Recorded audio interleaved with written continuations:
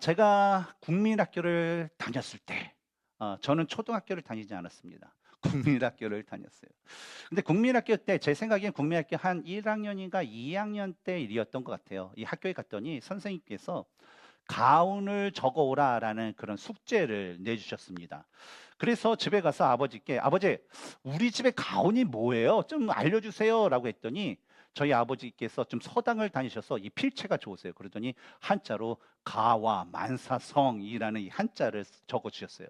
근데 어렸으니까 이 한자가 뭔지 몰라요. 도대체 이게 뭐예요? 그랬더니 가와만사성이. 그럼 가와만사성이 도대체 무슨 뜻이에요? 그랬더니 아버지께서 얘기하신 건 뭐냐면 집안이 화목하면 모든 일이 잘 된다라는 뜻이다라고 가르쳐 주셨어요. 그래서 제가 와, 우리 집 가온이 가와만사성이구나. 집안이 화목하면 모든 일 잘 된다라는 그 뜻을 듣고, 그래서 우리 집이 이렇게 행복한 거구나. 이 가운데로 진짜 우리 집이 계속적으로 세워나가기 때문에 행복하구나라는 것을 스스로 이렇게 생각하게 되었어요. 그래서 너무 신나가지고 내가 내일 이제 학교에 가면 내가 내 친구들한테 이 가온을 자랑하면서 내가 친구들에게 선생님에게 보여줘야지 하는 그런 마음이 있었어요. 그래서 잠을 자고 이제 다음 날이 돼서 신이 나서 학교에 갔습니다. 그래서 학교에 가서 얘들아, 우리 집 가온이 뭔지 알아?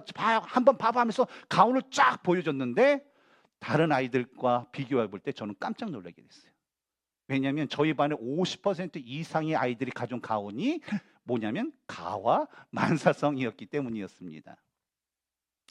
이 가온이 유행처럼 퍼진 말도 아니고 뭐 그 전날 밤에 아버지들이 모여가지고 야, 우리 가온을 가와 만사성이로 하자 이렇게 뭐 회의한 것도 아닌데 이렇게 많은 집에서 같은 말을 가온으로 삼았다라는 것은 무엇을 의미하는가?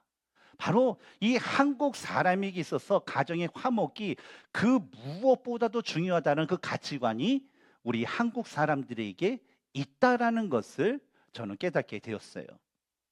근데 이러한 화목의 그 중요성은요, 단순히 우리의 어떤 육적인 일상생활 삶뿐만 아니라 사실 우리가 가져야 되고 우리가 집중해야 될 어떤 신앙과 영적인 삶에서도 너무나도 중요한 요소다라는 거예요. 왜냐하면요, 개인의 마음에 평안이 없을 때는요, 다른 사람과 진정한 관계, 심지어는 나의 배우자와 어떤 평화의 관계를 맺기가 어렵고요. 또 나아가서요, 하나님과의 그 관계도요, 어떤 깊은 교제 가운데, 화목 가운데, 화평 가운데 그 화평함을 누릴 수 없기 때문이라는 거죠. 다시 말하면 이 화목이란 것, 화평이라는 것은 바로 인간 관계의 문제를 넘어서 하나님과의 그 관계에서도 연결되는 아주 중요한 요소가 바로 이 화평, 화목, 이 평화라는 그런 요소입니다. 오늘 본문에서 예수님은요, 화평하게 하는 자는 복이 있나니 그들이 하나님의 아들이라 일컬음을 받을 것이니요 라는 그런 말씀을 하십니다. 근데 여러분, 이 복의 말씀이 몇 번째 복인지 기억하세요? 예? 럭키 세븐. 그러니까 일곱 번째 복의 말씀이에요. 그럼 다음 번째는 여덟 번째인데, 다음 번째는 제가 숙제 내려주는데, 이 여덟 가지 그 복, 암송 있죠? 복이 있는 뭐 마음이 심정이 가난한 자는 복이 있나, 이거를 다 외우시는 분에게 제가 설교 전에 상품을 드리겠습니다. 딱 해서 먼저 하시는 분. 예, 기억하세요. 근데 여러분, 우리가 팔복에 대한 이 말씀을 나누면서 기억해야 되는 것은, 이 팔복이라는 것은 뭡니까? 어떤 행위를 했기 때문에 그 대가로 받는 복에 대한 말씀이 아니라는 거예요. 그렇죠? 팔복이란 말씀은요, 바로 하나님이 택하신 하나님의 자녀에게 주는 복에 대한 그 말씀이 우리가 나누고 있는 이 팔복에 대한 말씀이다라는 겁니다. 특히 예수님께서 이러한 팔복에 대한 말씀을요, 하나님이 택하신 민족이라는 이스라엘 백성의 후손인 이 유대인들과 예수님을 따른 예수님의 제자들에게 이 팔복에 대한 그 말씀하신 것은 뭐냐면, 현재 그들의 상태가 그들이 복된 자임에도 불구하고 자신이 복된 자임을 잃어버린 삶을 살고 있어요. 그래서 복된 자로서의 그 가치관을 가지고 살아가야 되는데 세상적인 사고방식을 가지고 살아가고 있기 때문에 그들에게 팔복의 말씀을 주어서 너희들은 뭐예요? 복된 자다. 너희들은 이렇게 살아야 된다라는 그 깨달음을 주시기 위해서 바로 여덟 가지 그 복에 대한 말씀을 가르쳐 주신 것입니다. 마찬가지로 예수님께서 이 화목하게 하는 자에 대한 그 말씀을, 복에 대한 말씀을 주신 것은 뭐냐면, 이미 화목함을 잃어버린 이 세상에 현실이 있다라는 거예요. 우리가 살아가는 이 세상은요, 그 화목이 깨진 상태라는 거예요. 그렇기 때문에 제자들에게 너희는 화목하게 하는 자이고 너희들의 사명은 바로 그 깨어진 이 세상에서 그 화목을 다시 한번 이루게 하는 그 사명을 가진 자다. 그 사명을 감당하는 삶을 살아야 된다라는 것을 알려주시기 위해서 바로 자신을 따르는 그 제자들에게 말씀해 주신 것이죠. 근데 이에 대해서는요, 예수님께서 말씀하신 화평하게 하는 자라고 번역된 헬라어의 그 뜻에서도 우리는 쉽게 찾아볼 수가 있어요. 이 본문에 사용된 화평하게 하는 자라고 번역된 이 헬라어는요, 단순히 우리가 평화를 아무 문제 없이 아무 다툼 없이 평화를 누리는 상태를 의미하는 게 아니에요. 어떤 의미를 있냐면 이 단어의 뜻은 평화를 만들기 위해 노력하는 사람들이라는 거예요. 그러면 뜻이 뭐예요? 평화를 누리고 있다라는 거예요? 아니면 평화를 만들기 위한 사람들이라는 거예요? 만들기 위한 사람들이라는 거예요. 그래서 이 말 자체가 갖고 있는 것은 상당히 능동적이고 상당히 적극적인 실천을 요구하는 그런 뜻을 갖고 있다는 겁니다. 그래서 영어로도 이게 번역하면 이것을 뭐라고 번역되어 있어요? 피스메이커라고 되어 있죠. 그래서 예수님께서 말씀하신 화평이라는 것은 단순히 갈등이 없는 상태를 우리가 유지하는 것으로 인해서 만족하고 감사하는 삶을 살라는 것이 아니라 바로 갈등이 있는 자리에 화목을 회복시키고 또 갈등을 중재하고 그래서 적극적으로 화해를 이루어가는 그런 뜻을 가지고 있다라는 겁니다. 그렇다면 우리가 생각해 볼 것은 예수님께서 굳이 이 화평이라는 것을 이 팔복의 하나로 왜 그렇게 말씀하시고 강조하실까라는 거예요. 그것은요, 이 창조의 본래 목적과 인간의 죄와 깊은 관련이 있기 때문에 그랬습니다. 하나님께서 이 세상을 창조하신 후에 인간에게요, 모든 생물을 다스릴 수 있는 그 권위를 주셨습니다. 그래서 최초의 인간이었던 이 아담은요, 하나님의 말씀을 따라서 하나님께서 주신 그 권세와 권위를 가지고 모든 생물들을 다스리면서 모든 생물들이 번성할 수 있도록 하는 그 사명을 감당하게 되었어요. 그래서 우리가 지난주에 우리가 김경도 목사님을 통해서 했던 나는 누구인가 첫 번째 대지가 뭐죠? 우리는 우연한 존재가 아니라 지음받은 존재이다. 그래서 하나님, 두 번째가 하나님과 관계 속에서 우리는 행복을 얻는 사람이다. 그렇죠? 그것이 바로 인간이에요. 그래서 그 권한 안에 말씀 안에서 그 권위를 가지고 우리에게 주신 사명을 가지고 하면서 그런 복을 받으면서 그 복에 살아가는 행복을 누리는 자가 누구다? 바로 우리 인간들이라는 거예요. 그래서 이로 인해서 하나님께서 창조하신 이 세상은요, 참된 그 평화 가운데 거하게 되었어요. 근데 문제가 있죠. 이 평화가 죄로 인해서 깨지게 되었어요.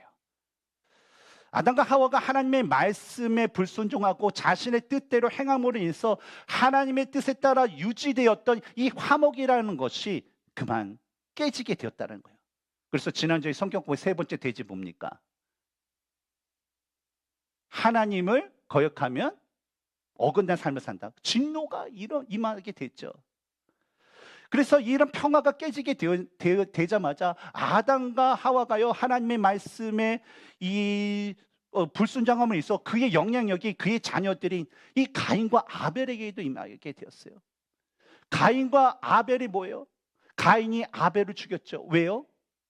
시기하여서.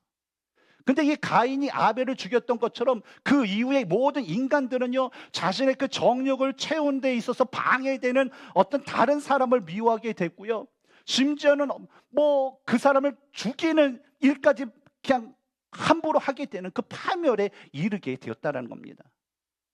근데 오늘날은 어떨까요? 가인과 아벨에게 일어났던 일들이 오늘날에도 계속적으로 일어나요. 자신과 생각이 다른 사람, 자신과 다른 어떤 피부색이 가진 사람, 자신과 다른 문화를 가진 사람, 다른 어떤 그 인종, 그거에 대해서 사람들은요, 계속 차별하고 미워하고 또 갈등을 걷고 그들을 없애려고 하고, 그런 건 이 세상이 너무나도 만연한다는 거죠. 그러다 보니까 어떤 분들은 이런 것은 우리가 인간이 인생을 살아다 보면 어쩔 수 없이 겪게 되는 그런 안타까운 현실이 아니야. 그걸 어떻게 부인할 수 있어? 그건 당연한 거야 라고 생각할 수 있을 것입니다. 근데 여러분, 우리가 고민해야 될 것은 뭐냐면 이 세상에 있는 어떤 미움과 갈등과 싸움과 살인과 기타 등등 이와 같은 그 죄악된 것들의 이 표면적인 문제 뒤에 숨어 있는 진정한 근본적인 문제가 무엇일까라는 거예요. 근데 그 근본적인 문제를 우리가 성경을 통해서 찾아보면 그것이 결국은 인간의 죄로 인해서 하나님과의 화목이 깨져버린 그 결과로서 일어난 것이다라는 것을 우리는 알 수 있습니다. 그래서 예수님께서 당시에 하나님을 믿는 자들과 오늘날 예수님을 믿는 우리들을 향해서 말씀하시는 것은 뭐냐면 너희는 화목하게 하는 자다 라고 말씀하신 거예요. 근데 이 말씀하신 것은 보면 하나님의 자녀가 된 우리가 이 세상에서, 즉 우리가 이 세상에 속한 가정과 우리의 어떤 직장과 교회와 우리 단체와 이 세상에서 그리스도인들이 살아갈 삶의 방식이라는 것은 바로 화평을 이루는 삶을 살아가는 것. 그것이 바로 우리가 살아가는 삶의 방식이다라는 것을 가르쳐 줍니다. 우리가 사는 이 세상은요, 여러 가지 갈등을 해결하기 위해서 상당히 다양한 그 방법을 추구하면서 이 평화라는 것을 이제 누리면서 추구해 왔습니다. 예를 들어서 가장 큰 평화 그러면 어떤 그 나라의 평화일 거예요, 그렇죠? 우리 고국인 한국을 한번 예를 들어보면요, 우리 한국은 현재 어떤 상태입니까? 6.25 전쟁이 일어나고 1년 만에 이 전쟁이 막 흐지부지고 어떤 승패가 가르지 않자 이 상당 기간 동안 1년이 넘는 그 기간 동안 이 유엔군과 이 공산군 간의 어떤 그런 대표자들이 협상을 해서 휴전을 맺었어요. 그래서 현재까지 72년째 휴전 상태에 있는 분단 국가가 우리나라예요. 그러다 보니까 역대 대통령들이 가장 추구했던 게 뭐예요? 남과 북이 통일되어서 이 한반도의 평화를 이루는 거, 이것이 뭐예요? 역대 대통령들의 선거 공약 중에 하나예요. 그리고 여기 계신 대부분, 저도 그렇지만 어렸을 때 늘상 가르쳤던 게 뭐냐면 우리의 소원이라는 그 노래였어요. 기억나세요? 한번 불러볼까요? 우리의 소원은 통일, 꿈에도 소원은 통일, 이 정성 다해서 통일, 통일이여오라. 뭐 그렇잖아요. 근데 저는 이 내용을 보면 참 성경적인, 누가 전지 뭐죠, 성경적인 요소가 있는 것 같아요. 마음과 뜻과 힘과 정성을 다해서 그쵸, 바라는 건데 하나님이 아니라 이 통일이라는 이 가사죠. 근데 그런 많은 그 노력을 했는데 그로 인해서 2000년 6월 13일 날 김대중 전 대통령이 북한의 김정일 국방위원장과 만나는 최초의 정상회담이라는 그 성과를 얻기도 했어요. 그래서 그 당시에 그 두 정상이 만나는 것을 보고 한국 사람뿐만 아니라 이 세계 언론들이 한반도가 이제 통일되는 거 아니야? 이제 이 한반도에 진정한 평화가 오는 거 아니야? 하면서 상당히 그 기뻐하고 기대를 했다는 거예요. 그런데 결과는 어땠을까요? 잠시 동안 서로 악수하고 허그하고 막 웃으면서 막 이렇게 교제하고 뭐 하는 그런 잠시 동안의 평화의 그 어떤 기쁜 그 분위기는 있었지만 여전히 한국은 어떻습니까? 남과 북이 서로 대치하면서 마치 활화산처럼 언제 어디서 어떻게 터질지 모르는 그런 대치 상황에 있다는 거예요. 또 다른 예로 현재 우크라이나와 러시아의 그 전쟁, 우리 트럼프 대통령이 열심히 또 이렇게 협상을 이게 휴전을 하기 위해서 노력하잖아요. 또한 이스라엘과 이란 가운데 우리 트럼프 대통령이 뭐예요? 또 이제 휴전 협정을 하기 위해서 이게 되어 있지 않습니까? 어떻게 보면 그 어떤 이 세상의 어떤 사람의 힘으로 이 평화라는 것을 하지만 딱 펴놓고 보면 어때요? 여기도 활화산이에요. 어떻게 얼마만큼 터질지 모르는 이 지역. 결과적으로 우리나라 예나 보나 지금 오늘날의 현재의 그 전쟁에서 일어나는 여러 인간들의 노력을 보나 이것을 종합해 볼 때에 인간의 중재와 협상으로는 온전한 평화를 이룰 수 없다라는 것을 우리는 쉽게 알 수 있습니다. 왜냐하면요, 이 세상이 하는 그 방식, 평화를 이루는 그 방식은요, 잠시 동안 평화의 기쁨을 맛보게 할 수가 있어요. 하지만 그 갈등과 미움과 싸움과 전쟁에 대한 그것을 일으키는 그 본질적인 문제, 바로 죄로 인해서 깨진 인간의 본성을, 인간의 능력으로는 해결할 수 없기 때문에 잠시의 어떤 협상과 잠시의 그 화의를 통하여서 평화의 기쁨을 얻을 수 있지만, 언제 어디선가 또 다른 이슈를 통해서 또 다른 그 갈등이 생겨날 수 있는 것, 그것이 바로 화목이, 평화 깨진 이 세상의 현상입니다.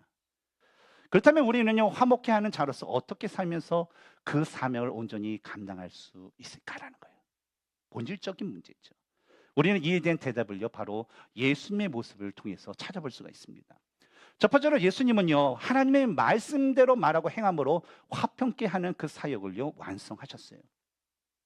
예수님께서 하나님의 말씀대로 말하고 행하셨다라는 그 말은요, 구약 성경을 얘기하면 하나님께서 말씀하시되 라는 그런 말로 시작되는 그 말씀들, 또 신약 성경에서는 예수님께서 가라사대, 예수님께서 말씀하시되 라는 그런 말씀처럼요, 말씀을 지켜 행하는 것, 이 하나님과 예수님께 공동적으로 강조하셨던 말씀을 지켜 행하는 것을 얘기합니다. 특히 이 하나님께서 말씀하시되 라는 그 표현은 뭐냐면, 마치 고대 시대의 왕이 어떤 말을 선포하게 되면 그 말이 곧 어떻게 돼요? 법이에요. 그렇죠? 그거를 어기면 어때요? 목숨을 내놔야 돼요. 그런 것처럼 이 하나님께서 하신 말씀이라는 건 누구도 이의를 제기할 수 없고 반드시 복종해야만 하는 것. 즉 뭐예요? 하나님 말씀에 전적으로 순종하는 것. 이것이 바로 하나님의 말씀대로 말하고 행하는 그런 의미다라는 겁니다. 그런데 제가 인간에게 들어오면서 인간은요, 하나님의 말씀에 자신의 생각을 집어넣기 시작했어요. 그리고는 하나님의 말씀을 의심하고 심지어 따져요. 왜 이런 행동을 하냐면, 마치 자신이 하나님의 말씀을 선택하여서 내가 좋은 것만 받아들이고 싫은 건 거부할 수 있다라고 하는 그런 생각을 가졌기 때문에 그렇습니다. 그래서 이런 생각에서 결과로 나타나는 것이 뭐예요? 바로 아담과 하와는요, 선악과를 따먹는 그 죄를 짓게 되었고, 이스라엘 백성들은 뭐예요? 하나님을 버리고 자기가 좋아하는 우상들을 섬기게 되었고, 바리새인들은 어때요? 하나님을 진정으로 알지 못하고 그냥 자신이 좋아하는 돈을 좋아하고 또 돈을 좋아하기 위해서 외식하는 삶을 살고, 결과적으로 요한계시록은 뭐예요? 예수님으로부터 그들이 사탄의 무리다라고 책망을 받기까지 했다는 거예요. 오늘날에 있어서도요, 여러분, 동성애 문제에 대해서 오늘날 많은 교회들과 성도들이 왜 점점 관대해지는 그 태도를 갖게 될까요? 그렇죠? 우리가 복음주의 교단이라고 했던 교단들이 하나하나씩 동성애를 인정을 하기 시작했어요. 이 문제가 결국에는 사람들을요, 반성경, 반하나님으로 변질시킨 아주 심각한 문제임에도 불구하고 왜 수많은 그 교회들과 성도들이 이 동성애 문제에 관대함을 가질까요? 그 근본적인 문제 무엇일까요? 바로 하나님의 교회고 성도라는 그 자들이 하나님의 말씀에 절대적으로 순종하지 않고 하나님의 말씀에 세상의 이치와 사상과 그 외의 것들을 계속적으로 하나님 말씀에 넣어서 변질시키고 결과적으로 자신들이 원하는 그 정욕을 채우려고 하는 그런 자들, 그런 목적을 가진 사탄의 무리가 되었기 때문이라는 거예요. 사랑하는 성도 여러분, 신실한 성도라는 건 어떤 자일까요? 신실한 성도라는 것은 바로 하나님의 말씀에 순종하고 말씀에 따라 행하는 그런 자들입니다. 그리고 우리가 하나님의 말씀에 순종하고 따라 행할 때에 비로소 하나님께서는 우리를 통해서 일으키시는, 역사하시는 그 화평의 역사를 우리로 하여금 보게 하실 것입니다. 저는 이러한 역사가 저와 여러분의 삶 가운데 차고 넘치기를 주님의 이름으로 축복합니다. 두 번째로 예수님은 하나님께서 주신 사명을 감당하심으로 인해서 화평케 하는 그 사역을 완성시키셨어요. 여러분, 예수님은 누구십니까? 그리고 예수님은 왜 이 땅에 오셨을까요? 예수님은 우리가 잘 한 것처럼 성부 하나님과 성령 하나님과 함께 삼위일체의 한 하나님이시며 또 독립된 위격을 가지신 그런 하나님이십니다. 그런데 이런 하나님이신 이 예수님이요, 모든 사람들을 구원하시기 위해서 이 땅에 오셨어요. 바로 모든 사람을 구원하시기 위해 그 사명을 가지고 이 땅에 오셨다는 거예요. 그래서 예수님은요, 인간이 가진 모든 죄의 문제를 해결하시기 위해서 직접 십자가에 달려 죽으시고 그 십자가를 통해서 하나님과 인간관계의 사이를요 다시 한번 화목하게 하셨다라는 거예요. 바로 하나님의 뜻에 온전히 순종하셔서 맡기신 그 자신의 그 사명을 완성하심으로 인하여서 진정한 화평의 길을 우리들에게 열어주신 것입니다. 근데 이러한 예수님의 그 사명이라는 것은요, 우리가 기억해야 되는 건 단순히 과거의 사건이 아니라 오늘날 예수님을 믿고 따르는 우리에게도 동일하게 적용되는 사명이다라는 것을 우리는 기억해야 됩니다. 그렇다면 우리가 예수님 누구신가라는 그 질문을 다시 우리 자신에게 던질 필요가 있어요. 여러분, 우린 누굽니까? 여러분, 우리 누구예요? 우리는 하나님의 형상과 모형을 따라서 지음받은 축복된 존재였어요. 하지만 우리가 하나님의 관계한 하나님의 말씀 안에서 살면서 행복을 해야 되는데 하나님의 말씀을 벗어나고 하나님의 뜻을 거역함으로 인해서 우리는 죽음의 진노를 받게 되었습니다. 그래서 하나님과 원수가 되었어요. 그러나 하나님의 끊임없는 사랑으로 인해서 예수 그리스도의 보혈로 말미암아 구원받아서 하나님의 자녀가 된 존재, 그게 누구다? 우리다라는 거예요. 그렇다면 우리의 삶의 목적은 무엇일까요? 우리 인간에게는 행복하게 살고 싶은 그런 목적이 있다고 얘기했잖아요. 그렇다면 우리가 그리스도인으로서 우리가 행복한 삶을 살아가는 그 목적은 무엇일까라는 거예요. 그것은 바로 예수님께 행하신 것처럼 깨어진 이 세상 속에서 우리가 그리스도의 그 복음을 전하여서 깨진 이 세상 가운데 그 관계를 화목을 이루는 그 사명을 감당하는 것, 그것이 바로 그리스도인들이 가진 삶의 목적이라는 겁니다. 기독교의 역사를 보면요, 그리스도의 복음이 들어간 곳에는요, 신분의 차별이 사라지고 인종 간의 갈등이 해소되고 사회 구조의 벽이 무너지는 놀라운 은혜의 역사들이 있었습니다.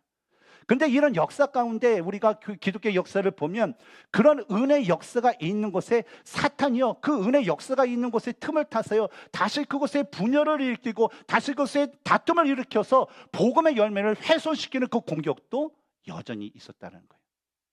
우리가 배웠던 사도행전의 그 성경 공부를 보면 뭐예요? 사도 바울이 갈라디아 교회가 지역 가운데 복음을 전했어요. 은혜가 있었어요. 부흥이 있었어요. 하지만 바울이 그곳을 떠나자 어떤 역사가 일어났어요? 거짓 교사들이 와서 거짓된 복음으로 성도를 미혹했죠. 2차 전도 여행 때 있었던 빌립보 교회와 데살로니가 교회와 고린도 교회와 에베소 교회에 어땠어요? 붕의 역사가 있었어요. 하지만 바울이 떠난 다음에 뭐 어떤 역사가 있어요? 이단들이 들어갔죠. 복음의 이 은혜가 있는 곳에 항상 사탄의 역사도 있기 때문에 우리가 끊임없이 우리는요, 복음을 붙들고 하나님의 말씀에 순종하면서 주어진 사명을요, 우리 끝까지 감당해야 될 줄 믿습니다. 근데 이 많은 성도들이 어떨 때는요, 이 복음을 전하고 나누는 것에 대해서 좀 너무 대수롭지 않게 여기는 그런 경우가 있어요. 일반적으로 우리가 신앙인들이 착각하는 것은 뭐냐면 교회에 오래 다니면 예수님을 믿는다라고 생각하는 경우가 많다라는 거예요. 저분은 우리 교회 한 20년, 뭐 30년 뭐 다녔으니까 예수님 믿지 당연히. 저분은 뭐 한 달 다녔으니까 예수님 믿었을까? 하는 그런 것들이 이 사람들의 어떤 선입견 가운데 있다는 거예요. 그런데 우리가 기억했거든, 성경을 보면요, 예수님께서 이 땅에 오셨을 때에 끊임없이 이제 복음의 사역을 하시는데 안식일 때마다 빠지지 않고 하셨던 일이 있었다는 거예요. 그게 뭔지 아세요? 안식일마다 예수님께서 하셨던 거. 제자들도 똑같아요. 예수님처럼 안식일마다 똑같이 했던 게 있어요. 그건 뭐냐면 회당에 들어가서 복음을 전하신 거예요.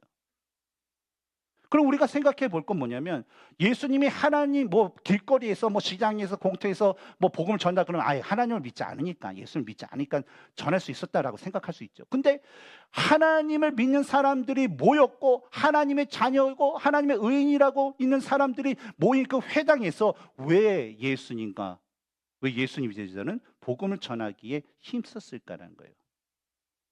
그 이유는 뭐예요? 겉으로는 하나님을 믿는다고 말하지만 실제로는 믿음이 없는 자들이 그 가운데 있었기 때문입니다. 우리가 세상에 나가서 우리가 복음을 전하고 또 만나는 사람들의 복음을 전하는 거 너무나도 중요해요.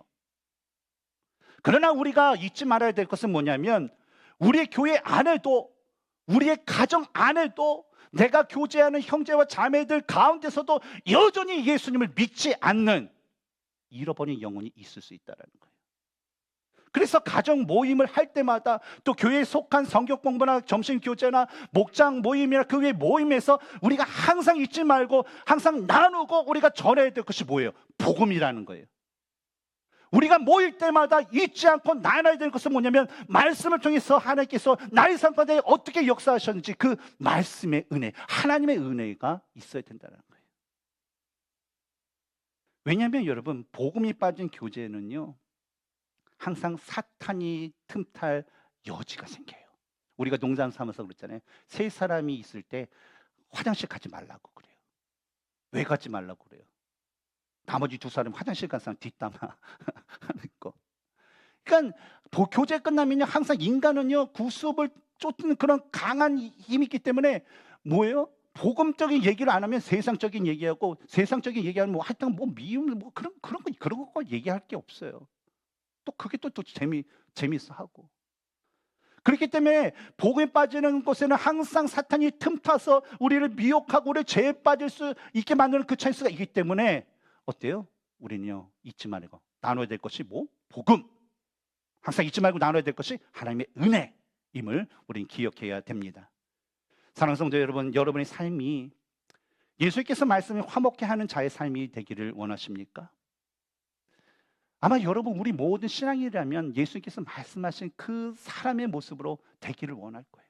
그렇다면 먼저 우리가 자신의 삶과 언행이 항상 하나님의 말씀대로 말하고 행동할 수 있도록 힘써야 돼요. 오늘 우리 박병호 집사님께서 말씀하신 것처럼 그 말씀이 다른 사람을 하는 어떤 잣대가 아니라 그 말씀을 나에게 비춰봐야 돼요. 말씀이 나의 거울처럼 보고 그 말씀대로 내가 무엇이 잘 됐고 무엇이 잘못됐는가를 항상 하면서 하나님의 말씀대로 행하도록 노력해야 돼요. 왜냐하면요, 오늘날 동성애와 혼합주의와 같은 문제가 점점 관대해지는 이유는요, 결국 말씀의 권위를 절대적으로 받아들이지 않고 사람의 생각을 말씀 위에 올려놓았기 때문이에요. 그리고 두 번째로 우리가 화목하게 하는 자가 되기 위해서는요, 우리가 화목하게 하는 자로서의 사명을 잘 감당할 수 있도록 하나님께서 주신 그 사명을 마음에 새기고요, 간절히 간구하는 삶을 살아야 될 줄 믿습니다. 근데 이런 고백이 담긴 그 시가 있는데 바로 성 프란시스코가 지었다 하는 그런 평화의 기도라는 그런 시입니다. 이 기도 시의 그 내용을 보면 자신이 주님의 도구가 되어서 미움이 있는 곳에 사랑을, 다툼이 있는 곳에 용서를, 절망이 있는 곳에 희망을 전하는 자가 되기를 바란다라는 간구를 하면서 나아가 자신의 그 삶 전체가 하나님께 드려지기를 원합니다라는 그 고백이 담겨져 있습니다. 아마 신앙을 가진 사람이면 이 고백처럼 우리 삶도 그렇게 되기를 원한다라고 바라실 거예요. 이 시에 담긴 고백처럼 우리가 화목하게 하는 그 자로서 사명을 잊지 않고 하나님의 말씀대로 우리가 살며 복음을 전하면서 세상 가운데 사랑과 진리의 평화를 우리는 날마다 이루며 나아갈 수 있는 하나님의 자녀들이 될 줄 믿습니다.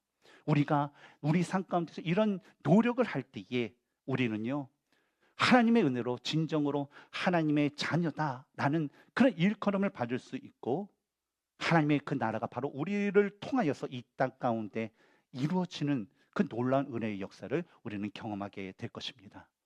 사랑하는 성도 여러분, 우리 모두가요, 하나님께서 인정하시는 화평하게 하는 자로서 여러분의 인생을 살아가시고 우리 인생의 복음을 통해서 이 땅 가운데 하나님의 평화를 흘려보내는 복된 인생을 누리시기를 주님의 이름으로 축원합니다.